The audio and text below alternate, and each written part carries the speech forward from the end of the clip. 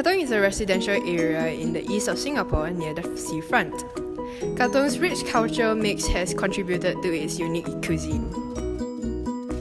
Katong is well known for its restaurants serving Peranakan cuisine, particularly a spicy Malay noodle soup called laksa. He moved his business into the eating house at East Coast Road or Ceylon Road. Because the Katong people love this laksa, it has come to be known as the Katong Laksa.